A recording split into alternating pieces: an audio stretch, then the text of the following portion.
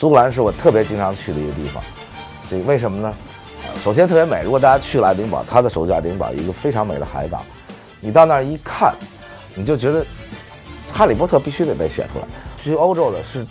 中国愿意往外跑的，就是愿意走遍千山万水，拿脚投票寻找生活的中国的各个不同的这个愿意出海的民族里最坚韧的一部分人，就是温州青田人。应该说欧洲最自由的国家吧。荷兰是第一个允许同性恋结婚的，然后荷兰一直允许吸毒，毒品在荷兰是合法的，就各种各样的毒品。大家去阿姆斯特丹是毒都，摩纳哥虽然小是极富啊，大家知道这个欧洲最大的赌场全在摩纳哥，在蒙特卡罗，一级方程式最大的一个城市赛道就在蒙特卡罗，而它是免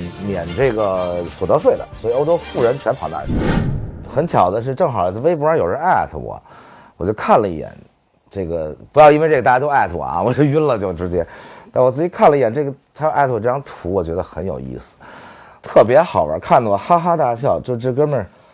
当然我不知道这哥们儿是谁，咱先感谢一下啊，这版权是在人家那儿，人家写了这么一玩意儿，很多地儿都写的，看得我哈哈大笑。就是大家如果对欧洲熟的话，老去玩什么或者生活过，但是也能看出来他有不熟的地儿啊。就有的地儿大家一眼就看出来，说这个大家都知道，就说明这哥们儿不是很熟。你看这个他写的所有地方，这哥们在西欧和南欧相当的熟悉，就包括这 DJ 和夜店。这个我讲到的时候就得会说啊，这巴塞罗那对面一个特别有意思小岛，那小岛上甚至出了很多唱片，叫 Café de Mar， 出很多张，是那种就是夜店叫 Chill Out 下劲儿的唱片，大家到现在都是盗版，网上都可以听到，连这小地儿他都熟。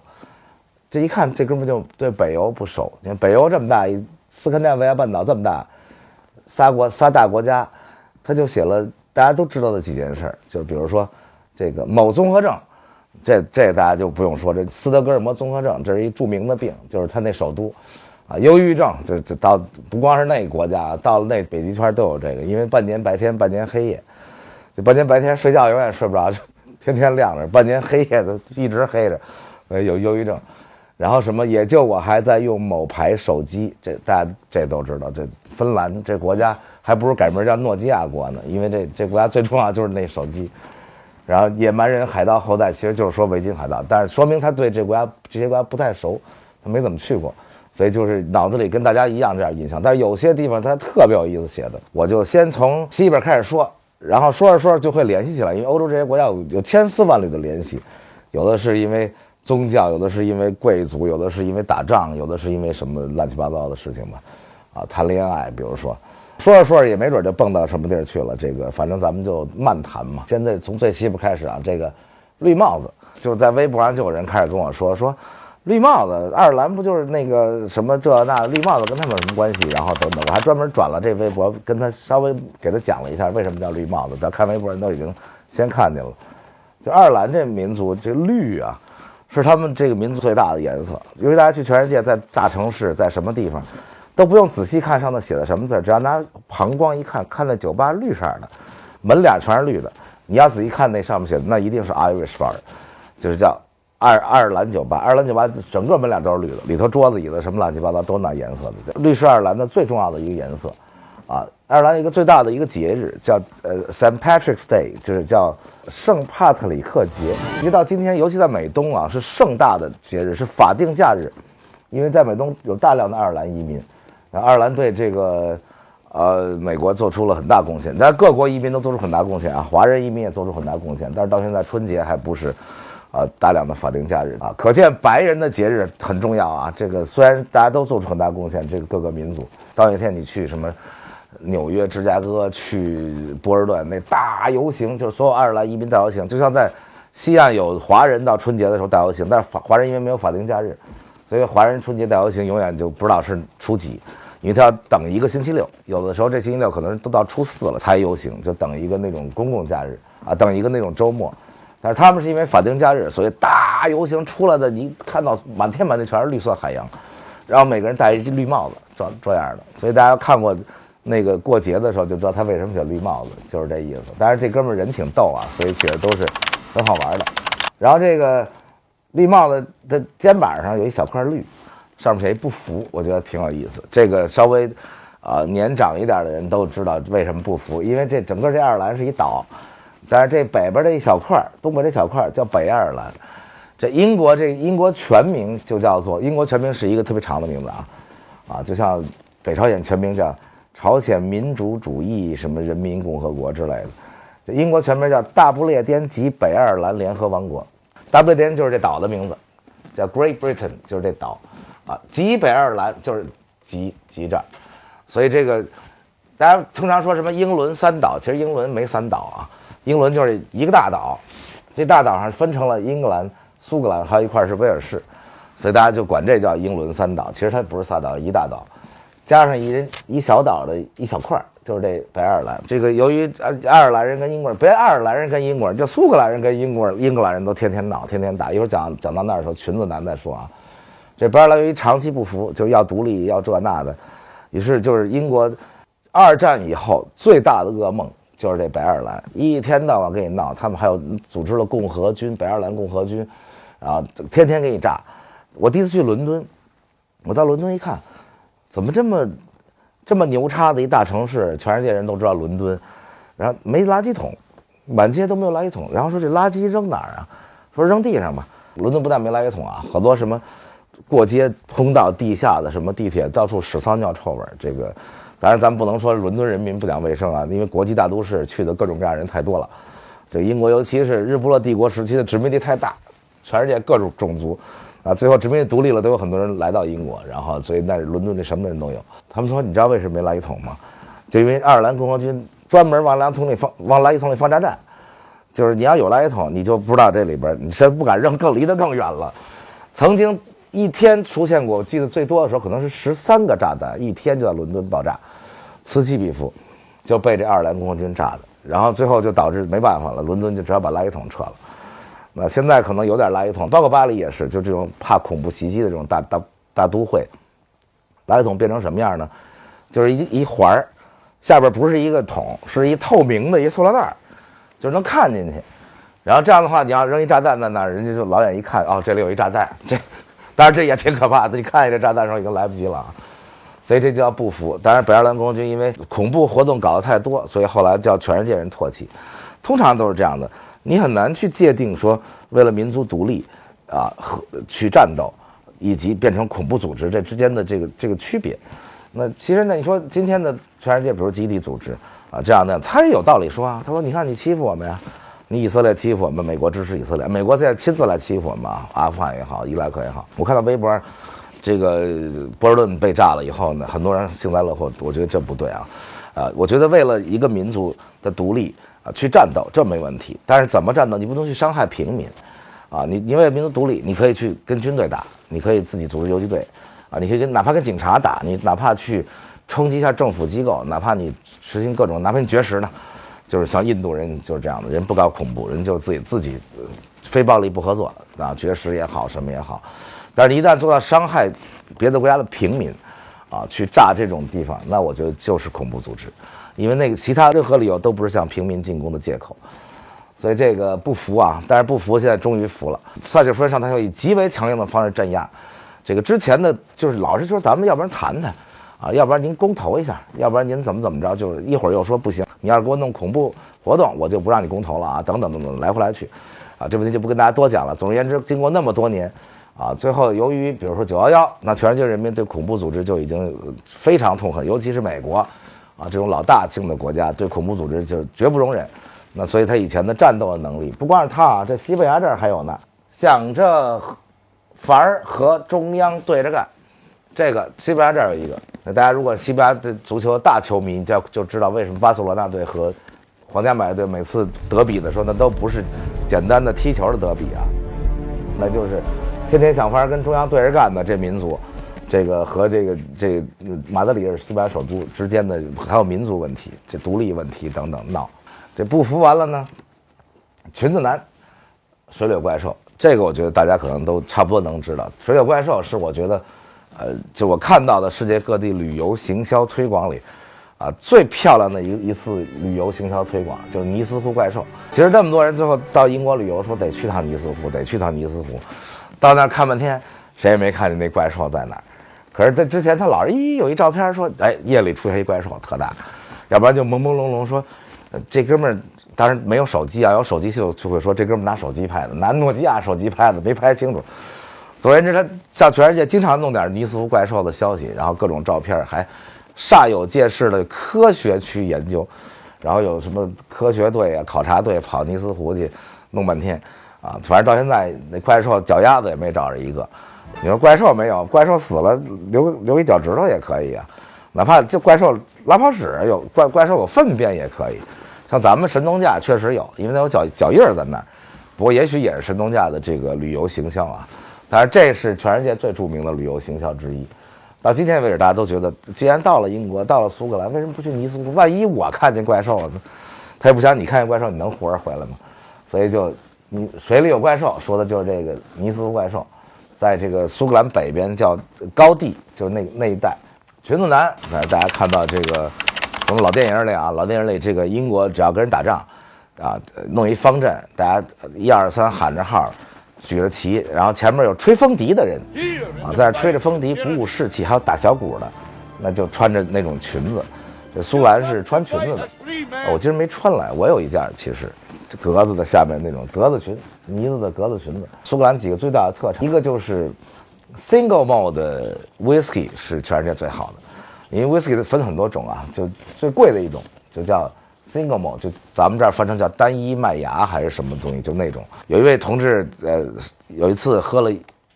半瓶这种 single malt， 就是苏格兰的，叫做 Macallan， 然后出去开车一不留神，因为喝了点酒就叫人给抓住了。这位同志叫什么我就不说了啊。总而言之，这位同志喝的就是苏格兰的 single malt 裙子，所有到那儿的游客都买条裙子穿上，然后就是风笛。啊，会不会吹的，反正买一风笛，风笛声音非常好听。尤其在那么多电影里看到风笛，实际上是战歌，就是即使美国独立了以后，美国打仗的时候，就是那时候还用方阵打仗的时候，或者哪怕是到了南北战争已经不方阵了，但是大家英勇起来的时候，还是保持这个英军的传统，就是前面有2个吹风笛的少年，穿着苏格兰裙，最勇敢，因为你别人拿着枪，他拿着风笛，这风笛也不能开枪打死人。不过那会儿应该发明一种枪，那风笛其实可以变成枪。以为那没子弹是风笛，只要吹着吹到跟前给一下，这其实没人发明出来啊。这就是裙子男，苏格兰是我特别经常去的一个地方。这为什么呢？啊，首先特别美。如果大家去了爱丁堡，它的首都爱丁堡一个非常美的海港，你到那儿一看，你就觉得哈利波特必须得被写出来。因为写哈利波特这姐们罗琳啊，她刚出了一本新书啊，因为她一直写哈利波特。终于不写哈利波特了，写别人了。刚刚我中文版应该还没有，我在美国看到英文版。到爱丁堡一看，那种童话般的城市，啊，童话般的那种城堡，然后都是那种刺破青天，然后都黑了已经，因为年代太久，就是老远一看就跟那种你要在电视里做特技才能做出来那种颜色，就是青苔往上都黑了那样的，然后就完全一童话城市，而且人家保护得特别好。就整个爱丁堡新城跟老城完全分开，新城完全建起来，咱们北京似的，说故宫旁边也建一这个，然后恭王府里也弄一单位，然后等等等等，很多古迹就这样，啊，他们是古城就是古城，完全保留，而地上全是真正的马路，马路就是都是这么长的石头插在那个路上的，所以就很多年马蹄子磨它也只是薄一层，因为它很长那石头，然后爱丁堡还是那样，所以要开车去爱丁堡古城就得像我这种身材人比较好，瘦点人受不了，颠得厉害，在马路上。爱丁堡我要给大家推荐一个重要的事情啊，这个咱们做艺术出身，虽然是讲各种各样的东西，我去过全世界各种各样的艺术节里，电影节也好，音乐节也好，就是最吸引人的、最吸引我的吧，就是每年8月份在爱丁堡举行的这个叫 Fringe Festival， 边缘艺术节，就是各种探索的、前卫的、边缘的艺术节。那艺术节完全没有其他的什么走红地毯，就俗了吧唧，走红地毯啦，开发布会啦，什么颁奖啦，大家弄这个最佳这个最佳那个，你只要一有这东西，马上就功利了。你只要一功利，马上就变成了金钱游戏，啊，因为你要颁奖嘛，那我要得最佳，那我就得游说了。那没有游说制度，那我就更得想办法了。那想各种各样脏的东西就上来了。那如果你不走红地毯，然后也不发奖，那就马上就变成那种欢乐的，就是全世界艺术家的一个狂欢节吧。你要去那儿先领一本 catalog， 就是整个的节目单这么厚一本，1个月8月份在爱丁堡演3000场3000场啊，大家想一天100场，就是所有的爱丁堡，我还专门问了一下，爱丁堡大概所有的剧院加起来有87个、88个，去年我不知道有多少啊。那个时候我去的时候，大概都是80几个剧院。那像爱丁堡是一个50万人口城市啊，80多个剧院，就可见英国这个戏剧的传统是多么的好。等于说所有的剧院，甚至不是剧院的啊，只要里边能演出的、能搭起台的地方，甚至是一游泳馆，全部都用来演出。甚至是他那条主干道，就是教堂出来有一个主干道，两边路边都搭上台，然后全在那儿演，演什么呢？先锋的戏剧，先锋的舞蹈，音乐，也有电影，各种各样的。而且它是以全部都是出租剧院的方式，所以这个有很多，因为咱们现在国家这大力发展文化嘛，中央这个战略性的发展文化，所以各地方现在发展文化资金特别多，然后有很多地方的政府也找我们这样的人去参谋，然后说我们怎么把当地文化发展起来，我们怎么。爱丁堡的 Fringe Festival 就是一个典型例子，它是你得租我剧院，不是我花钱请你来。然后当然租剧院很便宜，因为去的人都是 Fringe， 都是那种前卫的、先锋的小剧团、艺术家那种，不是那种好莱坞大明星什么的。但是王家卫也去过，就是这个，因为王家卫觉得自己是那种艺术电影，自己不是那种应该去什么奥斯卡什么这样的电影，那都是商业电影。那所以他也参加过这个 Fringe， 但是呢 ，Fringe 到那8月1个月，就一共50万人的一城市啊，吸引来60万游客，你自己就出租剧院给大家，然后全世界的爱艺术人都来。我去的时候我没地儿住，因为爱丁堡根本就接待不了这么多人。然后就我说那条主大街，教堂出门一条宽的主大街，年轻人全部睡大街两边拿睡袋。因为8月嘛，8月又冻不死，挺好啊。而且8月那很凉快，那地方，那把港口还停了一条著名的船啊。这条船就是香港回归的时候，载着威尔士亲王，载着最后一任总督，载着帝国主义的最后一口气儿离开香港那条船，全世界直播，现在就停在爱丁堡那港口。然后60万人的旅游收入啊，60万人吃喝，虽然没什么好吃的啊，这儿写了，这国家没得可吃，没得可吃也得吃，也不能饿着，不能自己从中国背方便面去。所以这个整个就发展起来了，就光这一个节，就这爱丁堡一年的重大的节日和收入，不光是钱的事啊，就我们的各地方政府其实考虑这问题的时候，太多考虑钱的问题，因为你先考虑钱的问题，上来就想做文化赚钱，老是想文化搭台，这个经济唱戏，我觉得这个想法不对，那你就做不起来，因为你太急功近利，你还是得热爱文化。像英国这种古老国家，对戏剧文化、舞台文化，那英国是全世界第一的，你还得热爱文化，先以把文化做好，先以给全世界的 Fringe， 全世界的前卫艺术提供一个舞台的这种开始，慢慢，他做了很多年了啊！我光我就去过很多次，才能做到这个。我年轻的时候可以跟人睡大街，大家说年轻人要去睡大街特好，各种美女大学生，各种帅哥等等的。你看大家天天笑有美女笑，各种帅哥啊，睡在路边的帅哥啊，随便捡，就拿麻袋套一个走一个那种。然后我是后来不好意思睡大街了，就睡在爱丁堡大学一壁炉里，因为爱丁堡大学也是在那爱丁堡老城区的那种大城堡里，然后大城堡里那壁炉之大，就是比这大，伸出来到这儿，就那床这么放着，一半在壁炉外，一半在壁炉里头，但是那也得要去看，所以这个是爱丁堡我觉得非常值得推荐的地方。这裙子男苏格兰，他们非常讨厌英格兰。当然没有北爱尔兰这么讨厌啊！北爱尔兰跟他压根儿都恨不得不是一民族，就像美国最大的移民就英裔是一大块，然后爱尔兰裔一大块，各自有自己节日，各自有什么，所以但是苏格兰，你说苏格兰人跟英格兰人到底有什么区别？除了口音有点区别，英国人越往北口音越严重，大家都说英音好听，英音有文化 decent， 其实就是伦敦的俩区说的是那种口音，伦敦的有的别的区都已经不说那口音了。你要再往北一点到英国，你到曼彻斯特，这大家最熟啊，曼联队、曼城队在那儿，那口音已经很可怕。到曼彻斯特有一口音，我给大家先提醒一下，就他们不发这个音，所有发的音他们都发所以到那 but 不叫 but 叫 boot， 然后这个中国叫 People's Republic of China， 然后最可笑的是就这个词儿，到他们那变成然后他们骂人的时候然后到曼彻斯特听着觉得特有意思，然后再往北到了苏格兰的口音就更严重。我第一次到了爱丁堡，我想打电话改一下我的那个机票，我想多待一天，从29号改到30号，然后打了半天电话，我就都听不懂，就他们说那口音特别 theater available， 就这种口音英文。但是你待久了就还行啊，还能听懂。姑娘长得远比英格兰姑娘漂亮，所以大家说英国说，哎呦，英国姑娘不好看什么？那其实每个国家都有好看的地儿，有不好看的。咱来中国也是，中国你要去错了地儿，你也觉得怎么都长这样。你要到了重庆、四川、什么湖南，你就啊，中国姑娘好好看。啊，英国也是，你去苏格兰看，这个皮肤也白，然后姑娘长得很好看，啊，唯一的啊，他们还用一种自己叫苏格兰镑，其实没用，那苏格兰镑不是一个真正的意义上的货币，它就是为了讨厌英国人，不想用英镑，不想看见英镑上的女王，反正看见女王就生气，啊，因为他们俩原来是俩国家啊，这俩国家之间还这个女王那个女王，血腥玛丽什么的，发生过好多事儿。这个自己印一种苏格兰镑，其实跟英格兰镑没有汇率，就是1比1，因为它不是一个真正意义上的货币。但是苏格兰人自己也爱用，就是非常那种，天天挂着自己那苏格兰国旗。足球队都跟你分着，大家一看这一到世界杯的时候，说这英国没有英国队，英国队就分成了英格兰队、苏格兰队。苏格兰队踢法大家应该都记得啊，就是那种跟打橄榄球的那种特勇猛。然后北爱尔兰队、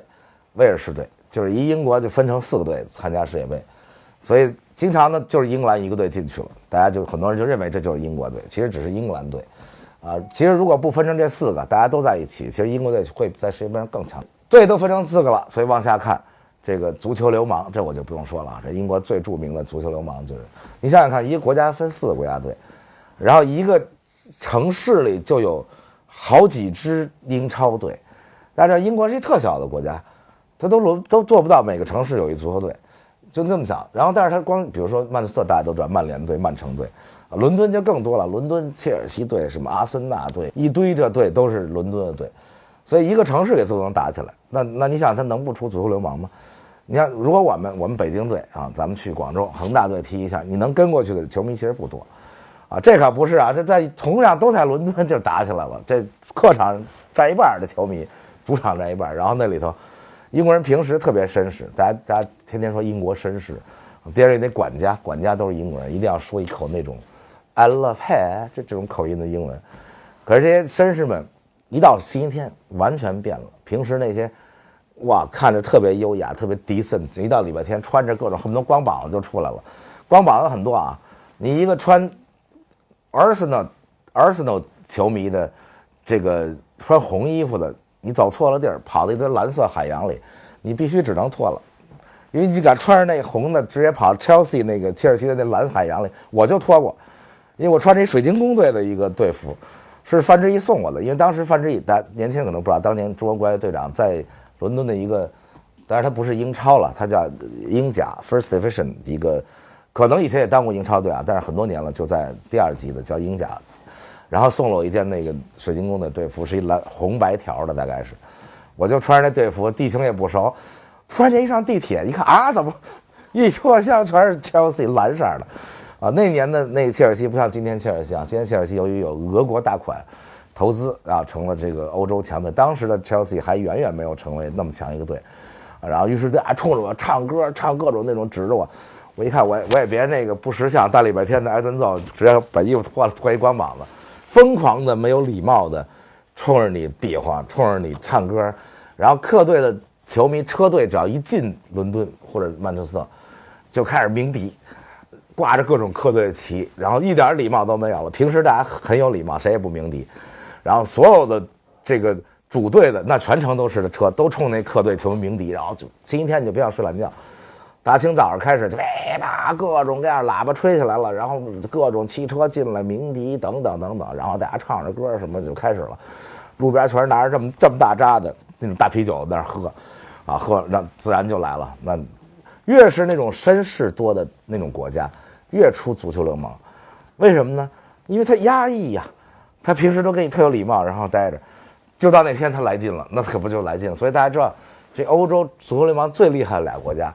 就是平时最绅士、最严谨、最理智的俩国家，就是德国，啊，大家想德国人多严谨？你看他也写一足球流氓在那，英国的绅士跟德国的那种严谨的、守纪律的，全世界最守纪律的民族德国啊，所以你要看到这个，你就想一个问题，就是平时也不要太拘谨，平时也不要太像日本也是，平时都哇，白天都特别有礼貌，然后笑着冲你鞠躬。好，到晚上一看，全拉开裤子路边开始撒尿。喝完酒以后啊，就胡来了，随地胡来，然后躺在那个酒馆边大街上就唱去了，樱花之类的。所以还是像我觉得像美国啊，像我们平时也没那么严谨，也挺高兴的，也不用那么大家都得那么生活，然后也不会说就到那天他就疯了，或者晚上喝完酒以后彻底疯了。所以这足球流氓，这英国这著名的，尤其到星期天啊，大家如果去旅游的话，闲着没事别乱穿，买一件队服，说我喜欢这个切尔西队，我买一队服，我就上街去了啊。尤其不要支持切尔西，除非你是住在 Chelsea 是伦敦的一个区，那区的名字叫 Chelsea。Arsenal 是一兵工厂，那 Arsenal 就叫翻译成中国就是兵工厂，那地方就原来就是一兵工厂，就在那儿弄一队，后来那队火了，就叫阿森纳队。Chelsea 是伦敦的一个区。除了那区的人，啊，你其他英国人都讨厌 Chelsea， 尤其是你在别的地儿，比如在英国别的城市或者在别的国家看球的时候，你一开始以为 Chelsea 对面那队有很多球迷，因为大家都为那队欢呼。我就问人家，我说，哎，你们怎么那么多那个队的球迷啊？他说我们不是那队球迷，但是我们都讨厌 Chelsea。说为什么呀？说因为他俄国人出的钱，就英国这个民族啊，骨子里有一种老子天下第一。老子最有文化，老子最有历史，其实他历史也很短啊，跟咱们这老子还是不能比。但是他觉得现代文明的发端，现代的民主，现代法治，现代的艺术，各种各样发端都是他。我说的艺术就是戏剧方面的艺术啊，都是英国啊。绘画当然跟他没什么关系啊。戏剧、音乐就不说了，大家从 Beatles 到现在什么 Coldplay 那都好极了。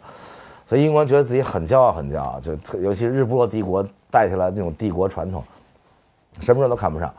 然后说这 Chelsea 队居然是俄国人出钱，这我们英国的耻辱。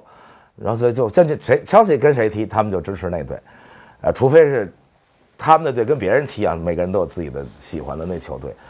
然后就后来我说那个曼城队是不是更招人讨厌？人说对呀，还找一泰国人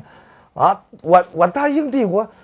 在著名的曼城队找一泰国人投资，更不能支持。所以大家看到 Chelsea 队。这个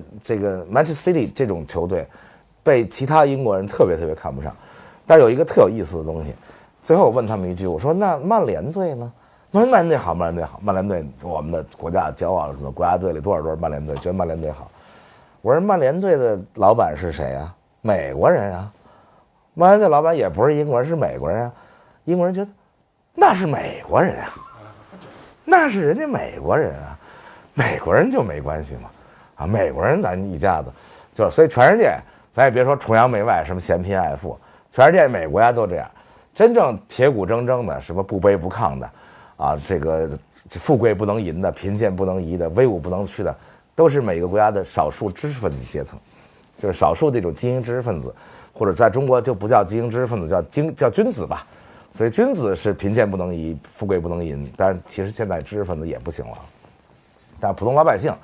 都嫌贫爱富，啊，都崇洋媚外，都这样。最后说，你看美国人投资的曼联队就没问题，泰国人，曼城队居然让泰国投资，这不行。英国这个绅士们别着急，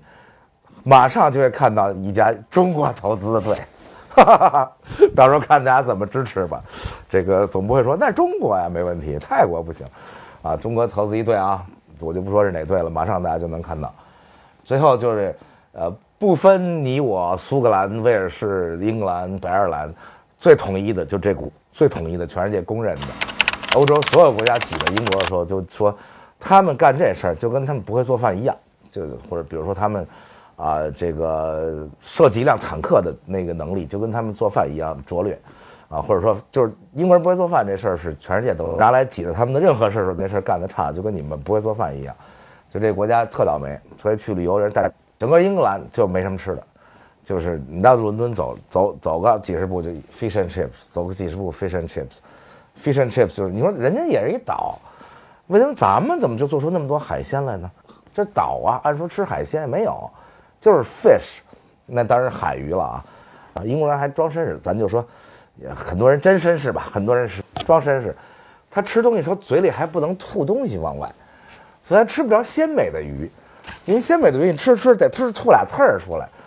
所以他们只能吃这种没刺儿的鱼。大家知道，刺儿越多那鱼越鲜，刺儿越少那一块大厚。那么你看他们吃鸡胸，因为那儿不用吐骨头。可是鸡胸大家知道怎么吃啊？最好吃就是鸡爪子呀。哎呀，多的咽口水了。所以这个吃没有刺的，能做的这么厚的一块鱼排，炸了就是最不健康的那种啊。所以大家看英国人身材，尤其是英格兰，那胖得厉害。在英格兰看，因为他们又穷，远没有美国富裕，德国那车都特小，然后就看各种大胖子，然后往那特小的车里钻，但是还是得吃 chips， 就是薯条，然后 fish and chips。当然美国人管薯条叫 French fries 啊。英国人，全世界最讨厌法国的就是英国人，就远超过德国人什么意大利人。英国人就觉得法国简直就是一塌糊涂，不能跟你不共戴天。所以英国肯定不能管那薯条叫 French fries， 美国人就管薯条叫 French fries， 所以英国人叫 chips。美国人管 chips 就是那个薯片叫 chips， 但是英国人管这个怎么老咽口水，管薯条叫 chips。所以这个 fish and chips 什么呢？就是炸一块大鱼排。里边都不进味儿啊！大家千万别觉得那里边什么味儿也没有，就是外边那一层有点，然后还得蘸点什么东西吃，然后一薯条粗了吧唧这么粗薯条，就吃这个。你说一个文明，咱不叫古国啊，这么多文明都有，就是不会吃。然后苏格兰也是，苏格兰吃一种令人发指的东西叫 haggis， 就是这么大一球，这球是由肥羊肉末和土豆泥捏成一大球。油里头炸的，大家想想看，这东西多吓人！就羊肉本来就膻，肥的羊肉和土豆泥油里炸出一大金球来，然后就吃这玩意儿，我的个妈！苏格兰又冷，苏格兰在最北边，大家看，苏格兰又冷，就这 haggis， 你刚吃3口凉了那一层羊油就糊在这嘴上，就急死你这儿，就拿一堆纸擦这羊油，就是他们就吃这东西。那你说没得吃别的，吃中餐也做特难吃。这个为什么美国的中餐做的比欧洲都好呢？有俩原因，重要原因。大家去伦敦那唐人街，20年前什么样，现在还什么样，一共大概100多米，就那么短啊，这边一牌楼，那边一牌楼，就那到今天去还是那些饭馆。所以再去英国留学，同学们都痛苦死了，因为那条街就这么点长，100来米，一共就那么点饭馆，然后已经大家所有人都吃的已经快疯掉了。而基本都是做同一种东西啊，又咽口水。有俩原因，美国的中餐或者加拿大的中餐、澳大利亚中餐都比欧洲好很多很多。首先最大的一个原因就是美国、加拿大、澳大利亚都是移民国家，对移民持极其欢迎跟开放的政策。你还别说弄一 Chinatown， 就弄几条中国街，您整个一 city 连市长都是中国人，大家都没问题啊。移民国家嘛，大家来移民都欢迎，然后大家民主国家来选举。那这一片住都是中国人，像洛杉矶现在有6个市，就是中国人占大多数，啊，市长也变成中国人了，然后市议会也是中国人，所以大家聚居，这个就不一样了啊！你带来了台湾的菜，他带来了香港的菜，我带来北京炒肝，他带来上海这个醉蟹什么玩意儿之类的，那大家往一起一集中，那整个吃的就越做越好，因为还有竞争。那欧洲呢，是大部分国家都是单一民族国家，除了像前南斯拉夫这种硬拼起来的这个多民族国家以外啊，对移民持特别犹豫的态度，尤其是不欢迎不是我殖民地来的移民。欧洲国家就是首先一个态度就是说，那我曾经殖民过你，那我心里对你有愧啊，这是第一。第二，你是受着我英国教育长大的，因为原来你是我殖民地，那你来了英国，你当然适应了，你文化差不多，那所以欢迎印度人来啊，因为当了那么多年殖民地是吧？新加坡人可以啊，这些英国殖民地的人来。你那一套东西你自己偷偷摸摸完了盖个自己的庙，跟我们文化完全都不一样。人印度人来了也会说英文啊，这马来西亚还是新加坡人呢，都是英国殖民地，没问题。包括其他国家也是，西班牙也好，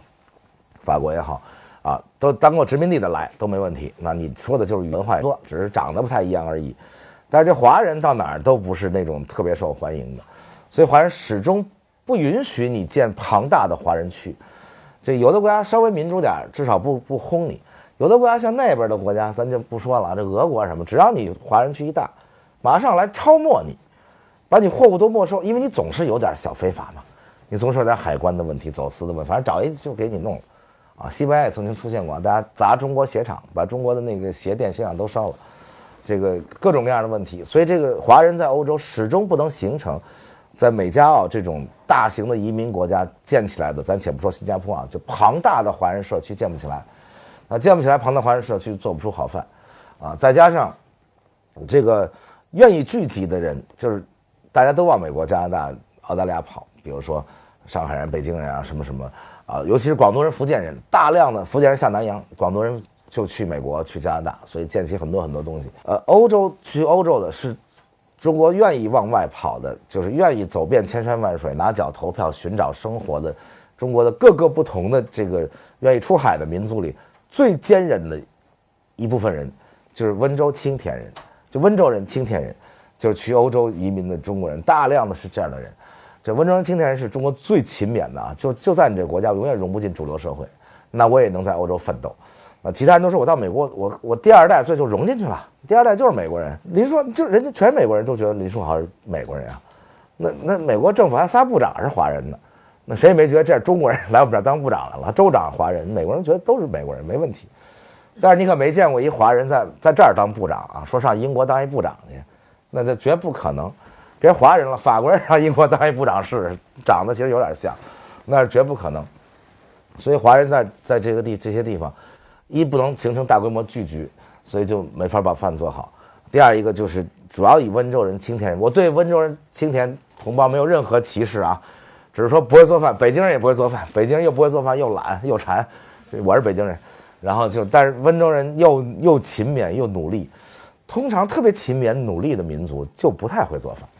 因为会做饭的民族都是懒民族，我做顿饭花8个小时，你说这民族他能勤饭吗？所以勤勉努力的他就不会做饭啊，会做饭就比较懒，像这会做饭，这法国会做饭都懒得要死，吃顿饭花3半小时，英国人就赶紧，所以英国为什么那时候领先世界呢？就不爱吃啊。后来为什么美国又领先世界？美国更不爱吃，美国比英国还不爱吃，美国人要能吃药片就饱了，他保证吃药片，因为他没什么好吃的，好吃的都靠各民族带去了，他自己就是。汉堡，但汉堡其实德国的啊，你看德国人不爱吃，所以德国经济最好，这个最发达。英国也是领先世界很多年，后来德国领先世界，这都是不爱吃的。但是汉堡是德国人发明的，因为汉堡是德国一城市，所以叫它那城市叫 Hamburg， 所以叫 Hamburger， 就是汉堡的意思，德国人发明的。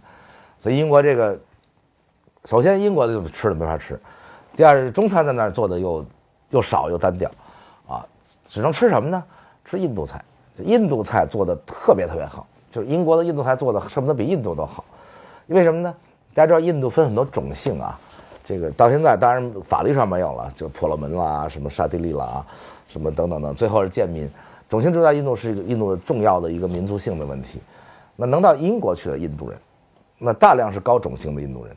留在印度的印度人，那很多就是低种姓，所以在印度经常吃不着好的，因为它不是那高种姓的地方或者人。那在英国的印度人，那都是殖民地的时候都买办呐，那都是我英国人少啊，我管不了你们印度这么大地方，所以咱也不能管叫印监啊。那既然是当了那么多年殖民地了，就我来帮你管理，那都是高种姓，所以后来都跑英国去了，因为觉得我已经是英国人了，就是那种感觉了。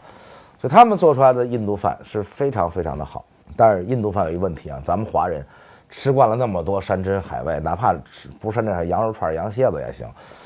就吃那印度饭，它比较单调，就是它不管怎么做的好，它就是那2样东西，咖喱啊，要不就是咖喱土豆，要不就咖喱羊，要不咖喱鸡，没了，就是咖喱蔬菜啊，或者到东南亚最多弄一鱼头进去，因为印度菜是不吃鱼的，但东南亚因为大家爱吃鱼，弄鱼头进去，咖喱鱼头没了，所以印度菜你天天吃也不行，所以到英国大家也一定要带上方便面，要不然活不了了。当然英国有卖的啊，有卖方便面的。刚才上次说从西边开始聊着突然发现漏了一个，在那儿有一个，那最北边那边上那有一个啊，这冰岛，这个还给人一蓝色啊，冰岛。但是其实冰岛不是都是冰，这冰岛其实是 Greenland， 是很绿的。然后那 Greenland 咱们翻成叫格陵兰，那全是冰，那一点绿也没有。但是不知道为什么谁起的名给起反了。他写有点意思啊，把钱烧了，还把灰吹了回来。因为冰岛算是差不多应该全世界这个第一个这国家破产了啊！大家知道这欧洲就弄得一塌糊涂啊！欧洲整个这个追求福利追求福利导致越养越懒，这欧洲人民比美国人民懒得多。美国没什么欧洲这么高的福利，美国连全民医保都没有，那欧洲全有，都是全民医保。然后光看病，大家就欧洲这些医院不但没有收费口，而且还有给钱的口，就是收费是没有的。然后你看完病，如果你说你特穷，还能补贴你点这个那个营养费什么等等等等。所以欧洲这福利社会，但各国都有这问题啊。冰岛这破产了。所以就要把钱烧了，把灰吹了回来。这个大家如果能记得新闻的话，就在3年前的4月份，这冰岛火山爆发的之严重，都吹到北京来了。我记得那时候各国都预报说北京在哪儿呢？看这欧洲啊，然后就哇跑那儿去，北京在那儿呢。就说那冰岛火山灰都吹北京来了，各国都开始预报说冰岛的火山灰什么时候吹到我们国家。你就可见这个整个欧洲大陆被吹成什么样。冰岛是很多火山。冰岛是那个《倚天屠龙记》写的，那叫冰火岛，就是确实挺冷，然后都有很多火山，然后火山爆发那之猛烈，就是那烟尘笼罩整个欧洲大陆。当时欧洲损失巨大，就是所有航班都取消，就100万游客停止，就是根本起飞不了，因为那火山灰很细，飘在空中，所以当你飞机飞过去的时候，对发动机当然是伤害很大，更可怕的是它把所有传感器全都给蒙住了。所以这飞机传感器没有，就飞机什么都不知道了所以那个火山灰飘过来的时候，飞机都起飞不了了。然后当时那新闻里那汽车头顶顶着一车灰就走了，那飞机也是全落满灰。当然了，后来没想到这个几年之后，北京也成这样了北京没有火山爆发，也不是从哪儿来的灰，这个是不是每个人肺里吐出来的灰？北京也成这样，一下雨都下泥点，然后车都顶着一层灰。所以这哥们儿很幽默叫把钱烧了，还把灰吹了回来。这冰岛的就没什么好讲的了。这岛说完了，冰岛、爱尔兰、这英伦3岛。来大陆这个，我们这几位观众先说，这同性恋有意思。这个现在的年轻人，这首先关心这个问题这吃是我们老人关心，这同性恋，同性恋就是荷兰，这个应该说欧洲最自由的国家吧。荷兰是第一个允许同性恋结婚的，然后荷兰一直允许吸毒毒品在荷兰是合法的，就各种各样的毒品。大家去阿姆斯特丹就毒都、魔都，到那儿就什么都可以尝一尝，别尝别去。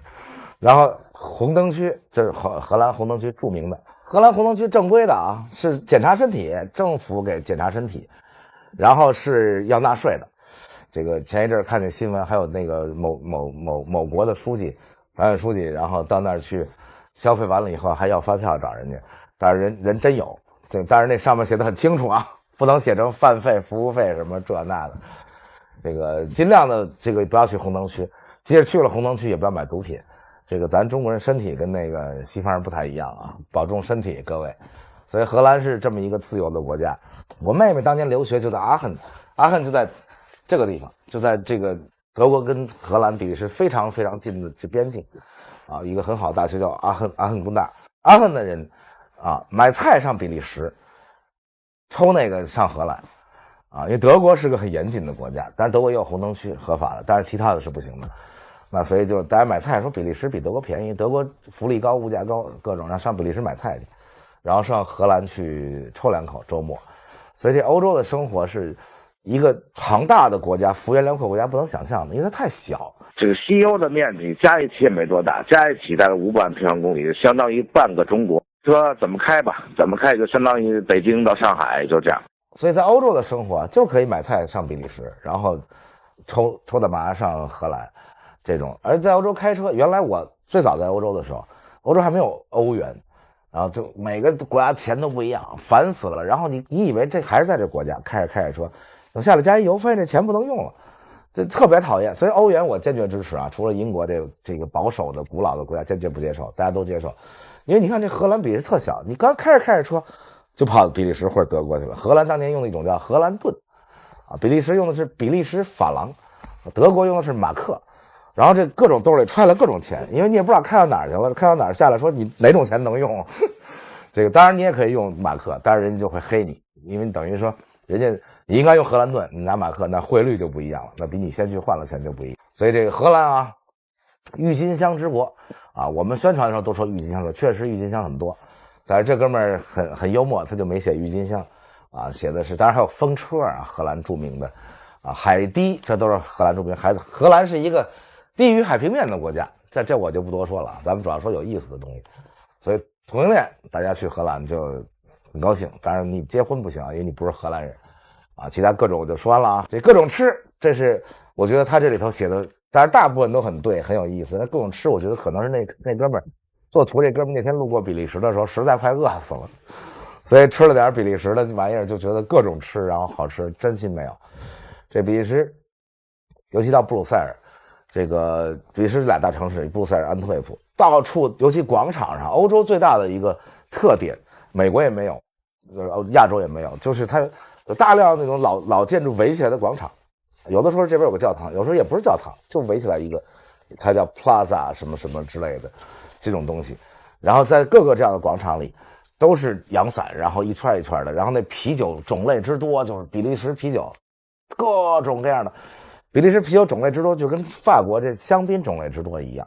这法国他们的2亩地就有一个新香槟牌子，香槟酒就产于一个县，那县叫香槟，就因为那县名字叫山佩，所以只有产在那儿的气泡酒才能叫香槟酒。你产其他地儿，你这地儿不对。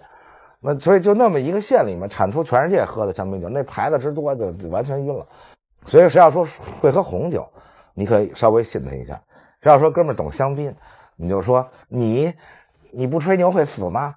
就是那种类太多了。那比利时啤酒也是各种各样的，黑的、白的、黄的，乱七八糟，就什么都有。然后就到比利时路过的时候都得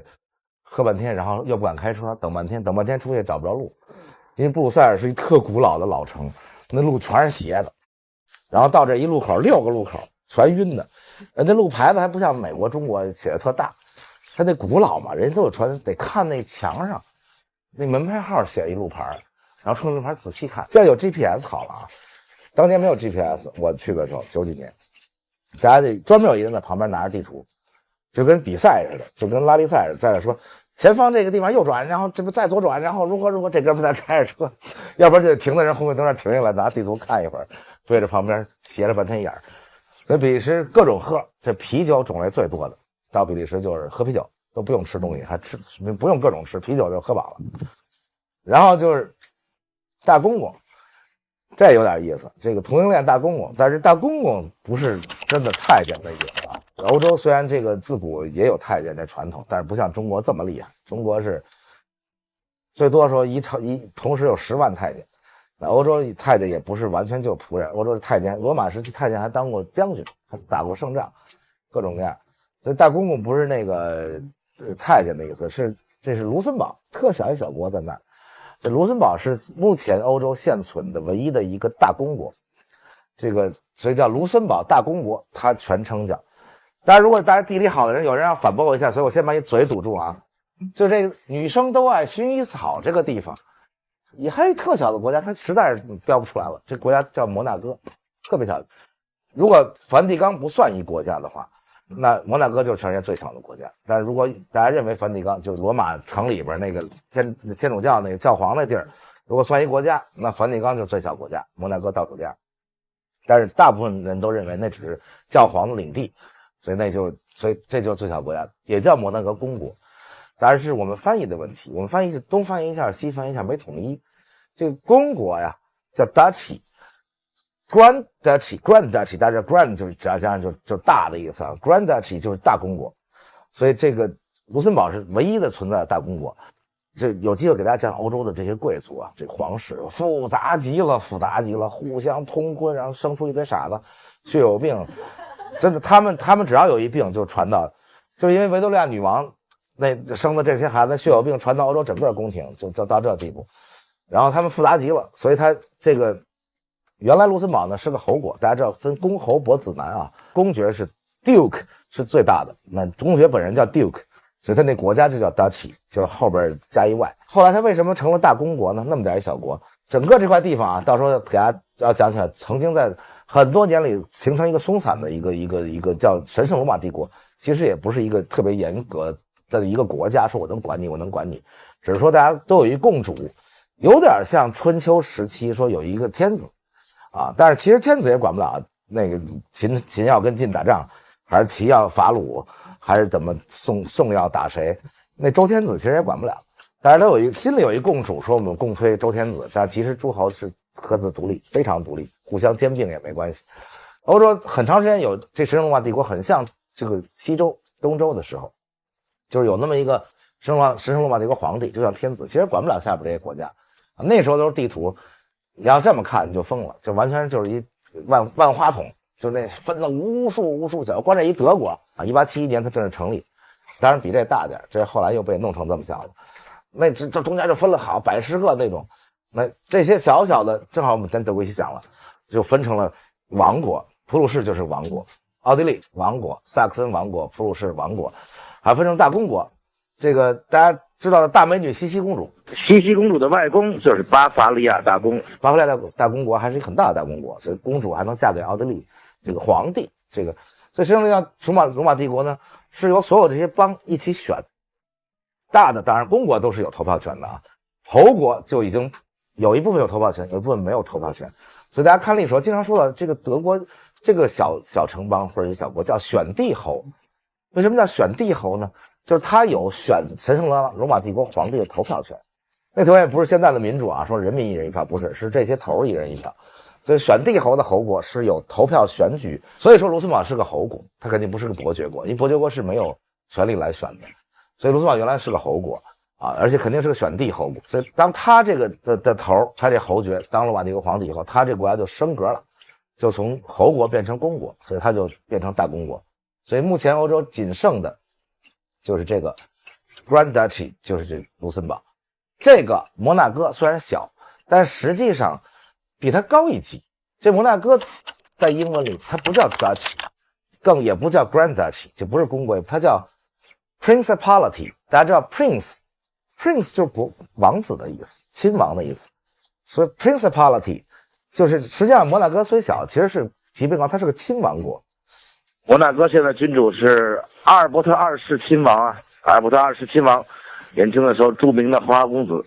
啊，现在听说已经结婚了，变好了。那摩纳哥虽然小，是极富啊，大家知道这个欧洲最大的赌场全在摩纳哥的蒙特卡罗啊，一级方程式最大的一个城市赛道就在蒙特卡罗，而它是免这个所得税的，所以欧洲富人全跑那儿去，因为富人在法国，尤其现在法国左派党上台，交80%多税，逼得德帕迪演员因为不交税，他入了俄国籍，成俄国演员了。所以摩纳哥由于不收所得税，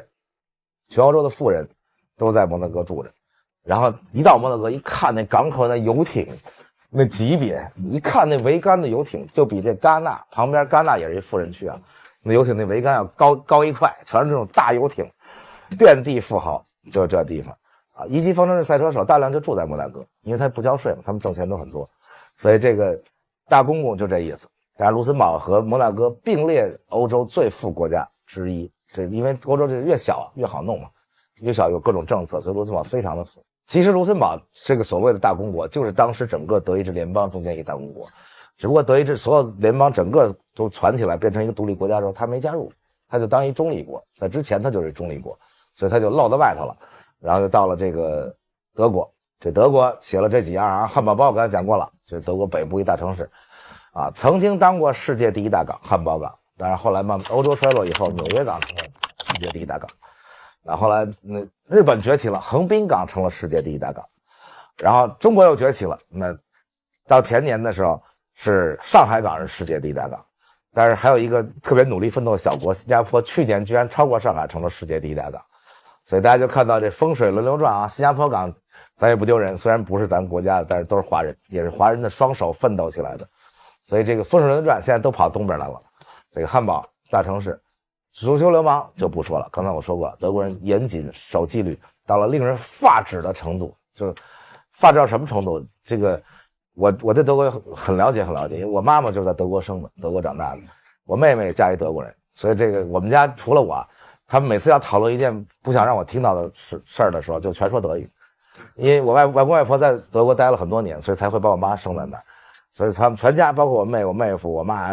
外公外婆全说德语，就我一人在旁边频频点头，然后这个我会说大概10句话德语，就是从他们经常会出现的那里面抓出2句来，主要就Ich liebe dich 什么我爱你之类的，Auf Wiedersehen 再见，就会说这几句。德国是非常严谨的民族，到什么地步呢？我妹夫和我妹有一次就在布鲁塞尔，就刚才说这各种吃这地儿喝啤酒，估计他喝得有点晕。然后我们当天晚上开车去巴黎，欧洲都很小，当然如果你把整个俄国的欧洲加上就大了啊。我是说除了俄国以外，就整个这么多好几十个国家加起来，所以欧洲就这么大点。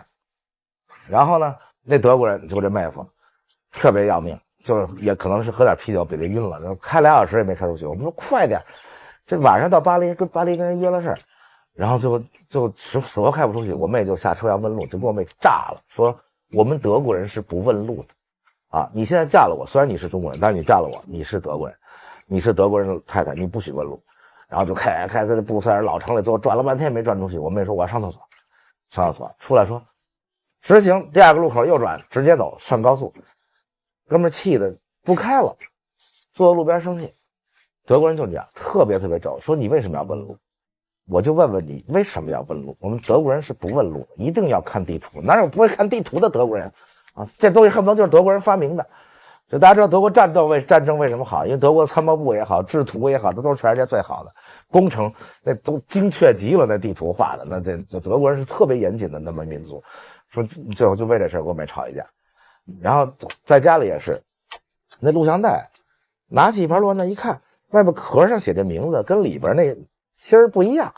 这在咱们中国人来说这太正常，我们家没有壳跟芯儿一样的，都是随便乱插进去。那碟也是拿出来一看，那壳里边不是，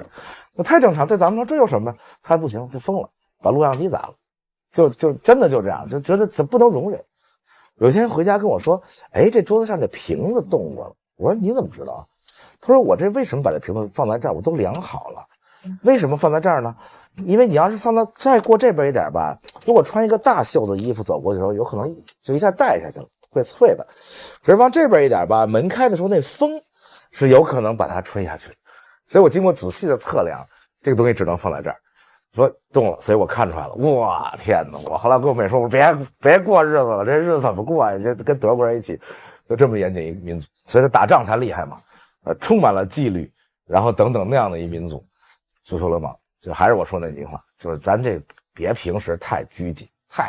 太纪律，等真的稍微一释放的时候就疯了，打死人什么足球流氓都有。那德国今天还有很多光头党，就是纳粹的当然哪个国家都有喜欢从前的暴君的人，这个俄国也有喜欢从前斯大林的某国我就不说了啊。这个德国也有喜欢那希特勒的，那都剃光头。然后去德国旅游一定要小心，只要看见剃光头的人走过来，你就别跟他来劲。他说给我根烟，你就给他根烟，然后他就不抽，他就夹在这耳朵这儿，说再给我一根。你这时候千万别瞪眼，马上拿出一根再给他一根。因为这些人特别纳粹，就是你这种民族嘛，严谨的这样纪律的民族，弄着就会弄出那样的人来，就是那样的人就他们对土耳其移民什么这那真打。因为德国有大量土耳其移民在德国，也是德国的重要的社会问题，所以大家去德国旅游一定要注意到看那些年轻的当然都是年轻人啊。最奇怪的就是说希特勒时代在的人没有人喜欢希特勒就没见过希特勒时代什么样的人有喜欢希特勒的。这个在某些国家也存在这问题我就不多说了是什么国家存在什么问题。总而言之，足球流氓烤肠酒桶实在没得吃，德国是实在没得吃，所以它经济才发达，姑娘又不是很好看，所以经济就更发达。就是吃不好，姑娘不好看的地方，男的就拼了。你看说这个遍地大美女，在这地方是意大利、西班牙、意大利、希腊，遍地都是美女，男的还奋斗什么呀？你奋斗找一老婆，我奋斗不奋斗也找一老婆，长得一样好看。这地儿可不一样了这英国，这德国，我不奋斗找一这样的这么胖，我奋斗找一苗条的。但是那苗条的也许是假的但至少人有钱做苗条了。这个英国人挤的那个贝克汉姆老婆就是那个维多利亚，讽刺的英国人特别爱讽刺，所以英国人不爱吃还有一道理原因，就是他太爱讽刺讨论。所以吃饭的时候不停地在辩论，所以至于吃什么所以也无所谓再加上英国人太爱喝酒，就他产 whisky 嘛，你德国人喝啤酒，你看烤肠和酒桶就是啤酒，英国人产 whisky， 所以英国人下班先喝酒，喝大了再吃饭，所以喝大了再吃饭，你吃什么也无所谓了，你吃山珍海味也吃不出来。所以你看英国人吃饭特别晚，9点多钟在英国才吃晚饭，下班先喝，在酒吧里先喝，各种绿的 Irish bar 什么，完了以后才吃那 fish and chip， 反正也喝大了。德国人喝啤酒，产啤酒，然后那饭打开每一个菜单就这几样东西，就是法兰克福香肠啊，什么什么香肠，然后烤猪膝，那不是膝盖啊，那就是一个蹄膀，好的那还行，但是您天天吃那大肘子受不了啊，这实在是，就这几样东西，酸菜、土豆泥没了，土豆因为它冷嘛，所以姑娘长得又不太好看。北德啊，我是说南德姑娘还行，欧洲整个是越往南越好看，这个跟中国不太一样啊，中国这个越往西南去越好看，欧洲越往南去，整个南欧姑娘都特漂亮，而且黑发的，越往北这都到了北欧都看不清楚眉毛、头发、皮肤全长一块了，就分不出什么是眉毛、头发，因为它都全成那样了，白的。然后德国北部金发的，可是也远远没有东欧啊南部的好看。啊，越往南到什么慕尼黑什么这些地方，开始头发颜色深起来了，开始好看了。所以这个姑娘不太好看，吃的不太好吃，这国家必定是奋斗的国家。每个男人都为了吃到好吃的法国菜，啊，能娶到这个好看的南部的姑娘，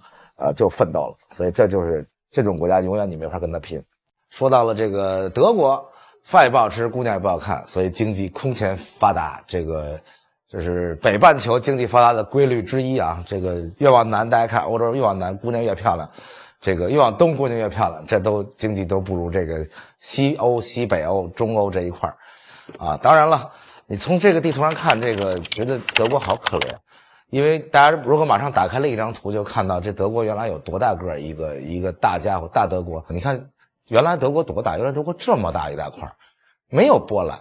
来看这没有波兰这国家，根本德国跟俄国直接挨着。现在他们中间出现了，一会儿大家看到了什么美女不让出国，什么美女在坐牢，然后什么篮球好，然后等等等等，然后波兰的一大块。现在刚才大家看到德国就在这儿，整个德国东边这么大一块没有了啊，变成了波兰的一半。现在波兰是这样的啊，然后这还多出仨小国，所以原来德国是这么大一国家啊。这在下边看有一巨型大国，比德国还大，叫奥匈帝国。这国家今天不存在了，就分成了很多。大家看这地方，维也纳，这布拉格，这都今天在不同的国家啊。布达佩斯，这是匈牙利，这是捷克，这是奥地利，等等等等。你看这萨拉热窝，这都在伏尔特保卫萨拉热窝，当时奥匈帝国的，在这地方。所以原来欧洲是几个这么大的国家啊。经过这个2次大战以后，那就回到了刚才那张图。看啊，看到这张图啊，德国剩这点了。德国被切下来了，切成了这么大一块没有了，于是这儿出现了一个叫文钦都爱康德啊，这个很有意思啊，这是不属于波兰，也不属于立陶宛啊，这是单独的一小块地方。大家如果能看成颜色，这小地方跟俄国是一个颜色的啊，这也是一个俄罗斯。他为什么要说文钦都爱康德？因为康德大家知道，康德大家说一下，德国哲学家康德，这个德国哲学家康德。这出生地现在是俄罗斯，也是俄罗斯飞地，中间还隔着这好几个国家，因为他们原来都是苏联地方，这也是苏联地方。结果他独立了，苏联解体以后，但是这一块呢，因为它不是个独立国家，你也不能把这块还给德国啊，这个地儿太敏感了。你要只要谈到跟德国的关系，那如果这一块还给德国，那这一块波兰还不还给德国呢？要不然还连不上了。如果这一块波兰还给德国，那这一块本来属于波兰的，现在在白俄罗斯跟乌克兰又怎么办呢？看这儿一会儿说这个山村。这卡夫卡就是在这儿生的，但是卡夫卡所有人先说这是奥地利作家卡夫卡，明明在捷克布拉格生的，就是刚才在看那张图的奥匈帝国，当时这些国家都包在奥匈帝国里，所以卡夫卡一直说他是个奥地利作家，而不是说他是一个捷克作家，就是因为那时候还没有捷克这个国家。所以康德到今天其实这科尼斯堡现在改名叫加里宁格勒了啊，这是一个俄国城市啊，俄罗斯飞地，但是康德在这儿生的啊，大家文钦都爱康德什么意思呢？其实就是大家说心里想的说，其实我们这块地儿是德国的地儿啊，我们这爱康德，康德是一德国著名的哲学家，也是这科尼斯堡这个城市的光荣。那今天没办法了，那只能是归到这里。所以欧洲有非常复杂的地缘政治和叫自古以来传统，这就属于我，自古以来那是我的，或者某个阶段那是我的。欧洲如果一旦爆发这种领土，说我要这个我要那个，那是谁的？完了，欧洲就第8次世界大战都打完了。所以欧洲是最大的一个禁忌，就是各国都不谈这些事，都不谈原来这是我的变成了你的，原来这是他的变成了我的，然后怎么回事，那都没法谈了啊。最后欧洲选择的是什么呢？选择说要不然这样得了，咱们大家干脆弄一个，原来叫欧共体啊，现在叫欧盟，咱干脆也甭你的我的什么大家，咱弄一欧盟得了。现在这些地方都没边界了，大家先看，这20多个国家没边界，开车都不知道开到别的国家了啊。原来我最开始在欧洲的时候还都有边界呢啊，就我上次讲过，这是荷兰盾、比利时法郎，这是马克，这是法郎，瑞士法郎，这叫这儿的钱，就是他们都吃蜗牛这个地儿，西班牙它的钱叫比塞塔，这旮旯角落，这原来葡萄牙人家也曾经很厉害啊，人家曾经有很多殖民地啊，包括一个叫澳门的地方啊，现在给人变成旮旯角落。这个地方的钱当时叫 Escudos， 那当时我在欧洲的时候，到每一个地方记这钱就特别痛苦。有些地方大家比较清楚，比如意大利原来叫 Lira 里拉啊，比塞塔因为你看很多小说，比塞塔你也能记住，但是一到这儿这 Escudos， 你从来没有在小说里什么地儿看见过这个中文怎么翻译。后来我就自己给它翻译成叫遗史孤独史，我说这样就好记嘛，先遗史嘛，遗完了以后就孤独史，然后就永远我就记住葡萄牙这钱叫遗史孤独史，就这么记住的。这个康德这事儿说完了啊，德国咱们因为德国有很多要聊，咱们今天就不仔细聊德国了，咱们把这各种吃，法国是真正的各种吃啊，各种喝，各种玩，各种美女啊，各种伟大的艺术，各种各样的这个时尚啊，等等这么多的可说的，他就写了一罢工，一个叫那个喜欢占领奇怪殖民地的乌鸡，这挺有意思的啊。这我先说这个罢工，当然大家都知道了，因为新闻老看见这个法国没事闲着就罢工啊，以罢工为乐，以罢工为荣。尤其是这个当左派受党执政的时候，那法国完全就是一个超级社会主义国家。那最近又是左派上台执政，所以法国变成一个对富人征80%多税的这样一个国家啊。这德国也是左派党上台的时候能征到70%多税。我妹妹就在德国工作，我妹妹交67%的税，我妹妹说疯了，工作1年挣了钱67%交了税。欧洲很多国家有奇怪的规定啊，这德国有一奇怪的规定，就是说如果夫妻俩同时工作，收入少的那方要交特别高的税。意思就是说你别工作了，因为德国觉得我们这民族太骄傲太优秀了，我们这日本民族，那你去教育我们的下一代，比你来当参加个工作挣几个钱提供那点劳动力那不能比，我们的民族下一代最重要。所以德国就为了逼你有一个人留在家里，通常就是老婆了啊，抚养孩子，他就规定说如果夫妻同时工作，这个收入高的那个按正常大家交所得税，但是收入低的那一方就是我妹就交67%的所得税。所以我妹说那也别工作了，那就在家带孩子，只能这样。法国是有钱人交高税，这个社会主义，法国是大学也不要钱，医院也不要钱，就完全就是那样一个国家。我在法国也看过病，就连收费口都没有，然后大学也不要钱，就不像英国啊，英国这教育在英国是一产品，到处输出教育，到各个国家办展览拉留学生来，是英国一产业。法国不是，法国那大学都不要钱，但是不要钱可很不容易念，就是不要钱，但是您毕不了业，那很多特别严厉。这个法国人这个由于被社会主义制度以及自己的美食美酒惯的就是特别的懒啊。虽然经济在欧洲还行啊，但是跟这勤奋的德国什么瑞士周围的这不能比啊。你在欧洲开车闭着眼坐旁边在副驾驶，你只要开着特别平，在德国开啊，突然觉得下面开始没那么平，有点颠了，到法国了。这法国的路是完全跟德国不能比的，就是稍微一颠马上就知道到法国了。那德国的路之漂亮之平，德国的整个所有的建筑之漂亮，一到法国怎么成这样了。但是如果你要从法国再往南开，又变成你都习惯了法国，觉得也还挺平，突然间又颠，比法国还颠到西班牙了。那西班牙就越往南，说这欧洲越往南姑娘越漂亮，然后这个吃的也很好吃，所以这个经济越来越不发达，然后就到了西班牙才觉得法国还是挺好。所以这个国家这整个欧洲就是越往北越富有，越往南越不行。这个法国在中间还可以，这个但是一天到晚罢工。这个我记得法国罢工要求什么35小时工作制，大家知道40小时工作制已经是可以了啊，就休息2天，5天工作，每天8小时。法国工人说那也不行，那我得吃饭，法国一吃晚饭吃3半小时。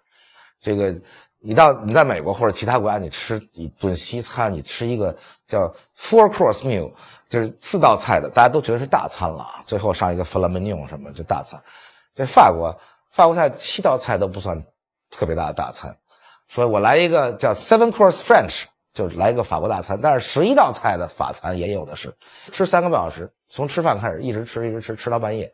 然后当然就谈恋爱了。法国人是应该说最浪漫的，因为意大利男的当然也挺浪漫，但是意大利男的比较疯狂，这不太一样啊。法国男的是跟你玩眼神啊，为什么吃这么长时间饭呢？就是得不停的看你，然后这很多姑娘反映到法国被法国男人拿眼睛看，最后看受不了了啊。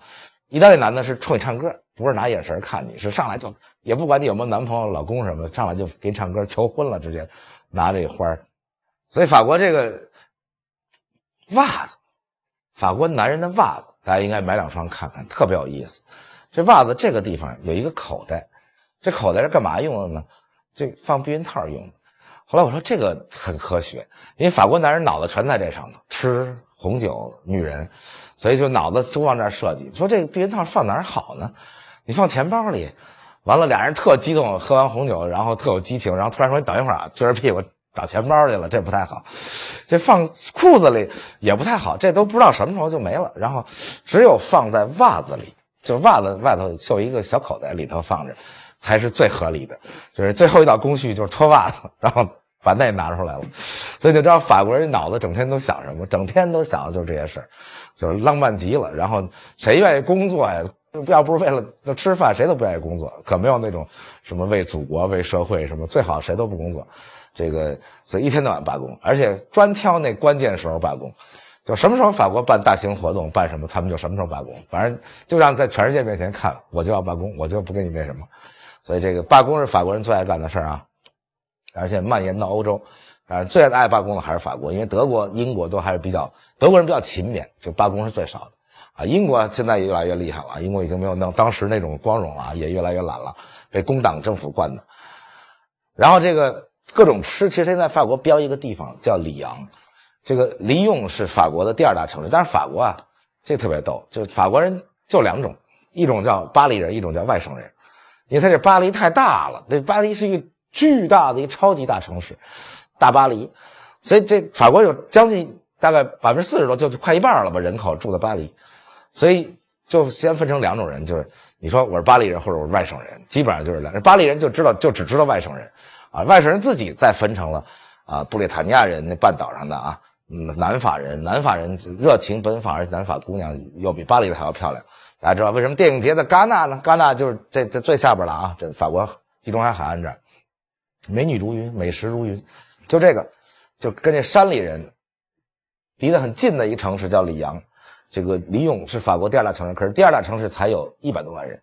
它第1大城市2000多万人，第二大城市就剩100多万人了。就法国除了巴黎以外都是小城市，但里永特别特别美，就到处是那种，到晚上最神奇的是出现好几千人排着队在街上滑旱冰，就是那种你就到那以后觉得哇，生活太美好了。中国人要吃在广州，法国人要吃在里昂，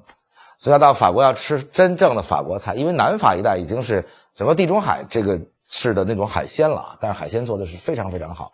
这南法最著名的吃叫木了，这个给大家稍微介绍一下，这木了其实就是英文的 mussel， 就是我们的最不爱吃那种东西叫海虹，就是黑了吧唧这么长的那种贝壳。可是在南法的这个海鲜里，包括在巴黎也是重要的非常好的菜。就在巴黎最好的一条街，最著名的叫 Avenue des Champs-Élysées， 就是香榭里舍大道上就有一家专做木了的店。大家当然一看一个绿了吧唧的一个店，里头没别的菜，进去大概17种还是16种做。我一说到这儿怎么老来这个16、17种做木了的方法啊，有香草熏的，有 cheese 烤的，有蒸的，其中最著名的是拿这个锅子，然后那锅子里要放好几种白葡萄酒，然后一些 cheese， 然后蒸出来那个木了，那个味道之香，而且吃的时候一定要优雅。法国人特别讲究啊，法国这个一道菜一餐具，所以法国法餐的时候摆11个餐具都是正常的。大家一看到这个美国电影里喜剧里头一挤的说这人没文化，比如说那 Pretty Woman 里那个 Julia Roberts 演那个女孩，就吃蜗牛说嘣一下蜗牛飞到那儿飞别桌上去了，就各种各样的1个齿的叉子，2齿的叉子啊，3齿的4个齿的，各种各样工具在那吃。这个木了大家一定要记住，到法国吃木了一定不能拿叉子或者别的东西吃。这木了怎么吃呢？因为它本身那贝壳就是一夹子，那贝壳就可以当一个夹子，所以一定要把第一个木勒吃出来以后，把它的那壳擦干净了，拿一个木勒的壳当架子，去夹其他木勒里面的肉，这就是吃这个东西。您一看你这么吃有文化，就是会吃法餐。你看你拿一叉子到时候插进去，那不行。南法还有一道我特别喜欢的菜，大家去一定要点叫做小米炒龙虾。小米大家知道，做龙虾会做饭的这些民族做龙虾都要配一道西味儿的东西在旁边。比如说我们中国的粤菜里的叫龙虾意面。龙虾为什么呢？因为龙虾最好的是它那汁儿，它出来那个汁儿极为鲜美龙虾汤本身也很鲜美。但是中国就是下面铺着意面，所以你吃龙虾的时候那汁儿渗到意面里，那意面是一种吸龙虾味儿的东西，所以就很鲜。意大利呢叫做，尤其是你去这个威尼斯叫做half lobster spaghetti， 就是半个龙虾的 spaghetti 就是那种意大利面长的那种，它是用意大利面把龙虾的汁儿吸进去，然后所以那面也很香。这南法呢是用小米，就是咱们吃这种小米小米炒龙虾末，这个简直太好，这道菜是南法的一个头盘，大家一定要点这道菜。然后真的到里昂，马上打破你从来以前大家教育你说中国人吃下水，西方人不吃内脏，什么什么这别听他们胡说八道，不吃内脏的是美国人，美国人他不会吃东西，美国人就会吃鸡胸或者 turkey 的胸，就是火鸡胸，然后就是或者大牛扒，所以美国人吃东西是很粗鄙的这法餐里头就真正会做饭的民族都吃下水。法国最著名的就发嘎，就是鹅肝嘛，鹅肝本身就是内脏，加州现在还不让卖鹅肝了，很生气美国人老觉得环保什么不让虐待动物，但是可以卖鸭肝跟鹿肝，也不知道这鸭子跟鹿子为什么就比那鹅要低人一等。总而言之，到了里昂进那个最好的饭馆，最好的饭馆很好找不用去查什么业或者是什么玩意儿几颗星什么米其林之类，你就看那饭馆队长排特长队，你就毫不犹豫就去那排队排队的时候你再去问旁边的人说，因为每个饭馆排再多人队，他也不是每道菜都做得好，都有那拿手菜。你问人家说我点哪些菜，那你问3个人大家都说那几道菜就点。那里昂最著名的那些饭馆里，首先一道重要的菜就是一根这么粗大香肠，然后一切开了香气扑鼻，那里边不是正常香肠肉，是各种内脏裹在一个香肠里熏和蒸，然后一切开你就看到里边各种各样的内脏，肠子肚子乱七八糟都有，那极为鲜美极为嫩。烤小牛头皮香草烤的非常好，大家一定要点。这个到了法国吃是最重要的，当然看美女也能看但是对于一个长成咱们这东方脸这样的男的，通常你只能冲人看看，咱也没有那深邃的蓝眼睛冲着人看半天。法国男人虽然长得不高法国男人经常抱怨这事儿。就有一天我们就聊天，就跟我说你说为什么我们跟德国就全挨着，大家看看这法国跟德国有什么区别？可是德国人都那么高，我妹夫就一德国人1.96米，他哥1.97米，然后德国卖瓜子儿都1.9几米，特别高。这法国跟德国就俩就完全挨在一起，法国人都1.7米，就法国人到中国来都不算高的，就那个儿，然后就全靠一双深邃的眼睛。所以咱们到那儿咱们就靠咱们那一套，那不行到那儿不行，得靠那个玩意儿所以这法国酒就不说了大家很多人讲酒，那酒多的就是令人发指。那个喜欢占领奇怪殖民地的乌鸡国，这个首先他有点歧视人法国人因为法国是高卢雄鸡，这法国的象征就是一只鸡，然后为什么他就管人叫乌鸡国？这是种族歧视但这不是我说的，我给解释一下他为什么要这么说。因为法国这样的殖民地大量都是黑人，这个黑非洲的殖民地大量的是法国的，是说法语的这个白非洲大量的是说英文的，这个比如埃及什么这些大量的因为英国航海比法国厉害，所以先是英国船先出去了，先把那好地儿都占了，然后法国跟着出去找殖民地的时候只能在旁边找，然后最后就占领了一大堆人种特别黑的地方，包括了黑非洲的很多地方是法国殖民地。所以大家看新闻的时候经常会看到，比如说乍得政变了，然后法军去了，前一阵中非发生了政变，那个尤其的攻陷了首都，又是法国去了。大家就想说这法国为什么呀？为什么法国比美国还管闲事？其实不是，就是现在就这个世界形成这么一个传统，就是说传统你是法国殖民的地儿闹起来了，你法国去管有石油的地儿我美国去管那没石油的地儿，我美国也懒得管。然后原来就是你法国殖民地，您就去管就得了。所以乍得呀、中非这国家只要发动政变，什么游击队啊，开始说种族屠杀什么之类，都是法国去管。所以大家经常看到新闻里法国军队、外籍军团什么之类的就去了，就是这意思。就是它有很多很多黑非洲的地方是它殖民地。再有就是南太平洋、加勒比这些地方有一些小岛啊，小岛上人长得都比较黑啊，但是不是黑人。这个比如说最著名的就是塔希提。塔希提我们这儿翻成叫塔希提啊，在其他华人地区翻成叫大溪地，就是其实没有那么多溪水，就因为它发音叫塔希提。最出名首先是因为高更跟梵高打赌，然后梵高割了个耳朵给高更，高更一气之下带着梵高耳朵跑塔希提待了一辈子，娶了一当地特胖，塔希提是以胖为美的一地方啊。高更后来画了当地的很多土著人民的像都很胖，然后所以塔希提先出名了，就是因为它是个法属殖民地，但是在南太平洋，在密克罗尼西亚那地方很远啊，但是很美，大家可以去那儿，到现在还说法语啊。然后现在是旅游胜地大溪地，所以大家看到法国足球队里没多少白人，大量的就是黑人啊，就是因为这个，因为大量都是他殖民地来的人啊。即使你是白人，你是殖民地回来的，我上次讲过，法国人也有点歧视过，叫黑脚，就说虽然你长得一白人样，但是你是从阿尔及利亚回来的人，阿尔及利亚因为是白的非洲人，就是说你脚是黑的，因为你在那块土地上生的，你还是跟我们法国人不一样。法国人是非常骄傲的啊，但是非常骄傲，对不起，踢球的时候光靠骄傲是踢不赢球的啊，光靠喝红酒什么玩眼神是踢不赢球的，所以最后还是得有很多殖民地回来的后代啊，移民的后代。这个所以大家看法国足球队，再看意大利足球队里，到近年才有一个黑人，这意大利足球队几乎全是白的，以至于我妹从小就跟我说我就支持意大利队。我说为什么？因为长得漂亮啊，全是那种英俊小伙啊。最近才有一个黑人啊，就因为意大利这个打仗不行啊，殖民地很少，这个殖民地多的国家在足球队一看，半数以上黑人，英国队啊，法国队，然后再一看殖民地少的那国家，那就开始白了啊，德国就很白，但是也有出现一两个。再有就没有殖民地的国家，比如说波兰足球队全是白人，俄罗斯足球队全是白人。这个以后能不能有钱了买几个不说啊，但是大家看这些足球队长相，大家就能基本明白这些国家原来占领过多少殖民地，在他们的国家队里就有多少种这样的面孔。所以这个叫那个喜欢占领奇怪殖民地的，因为都不富嘛，富的殖民地都被英国占了。这个法国曾经占过比较富的殖民地，又卖给美国了，因为法国海军始终不行，所以有时候管不了这些殖民地，最后就卖了，比如路易斯安那。